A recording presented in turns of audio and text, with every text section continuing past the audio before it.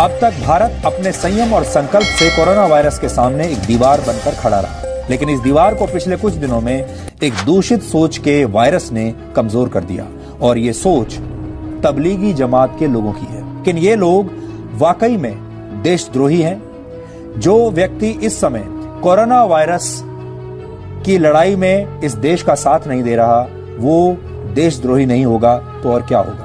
ये भारत की सहनशीलता है कि ऐसे लोगों को बर्दाश्त किया जा रहा है, धर्मनिरपेक्षता के नाम पर, लोकतंत्र के नाम पर, फ्रीडम ऑफ स्पीच के नाम पर। इन लोगों की जान अब भी बचाई जा रही है। ये लोग भाग्यशाली हैं कि ये लोग भारत में रहते हैं। दुनिया के दूसरे देशों में ऐसे लोगों को बर्दाश्त नहीं किया जाता। मानव जाति मुश्किल के दौर से गुजर रही है। हर कोई कोरोना से लड़ने में जुटा है। पूरा भारत घर में बैठा है ताकि किसी एक से दूसरे में कोरोना का वायरस ना फैले।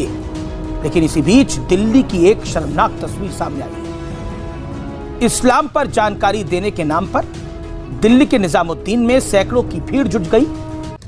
जब पूरा देश कोरोना से लड़ाई के लिए घर पर है, तब ये लोग मरकज और मस्जिदों में क्या कर रहे हैं? क्या ये जानबूझकर किया जा रहा है? क्या एक षड्यंत्र है? दिल्ली को इटली बनाने की षड्यंत्र है, साजिश है क्या ये सवाल शायद आपको सुनकर हैरानी होगी, मगर ये सवाल पूरा भारत आज पूछ रहा है। जो लोग धर्म के नाम पर भारत में बीमारी फैला रहे हैं, लॉकडाउन का पालन नहीं कर रहे हैं और कह रहे खुलेआम लॉकडाउन तोड़ो, नरेंद्र मोदी की बात मत सुनो, उनको सजा क्यों न मिले? यह सवाल मैं नहीं, मेरे साथ पूछता है सारा भारत। ताल ठोके की शुरुआत कुछ तस्वीरों के साथ कर रहे हैं कि किस तरह से कोरोना का मजाक बनाकर रख दिया इन लोगों ने। तबलीगी जमात के मरकज के अंदर की तस्वीरें हम आपको दिखा रहे हैं। सैकड़ों की संख्या में ये जमाती हैं वहां पर, सैकड़ों की संख्या में।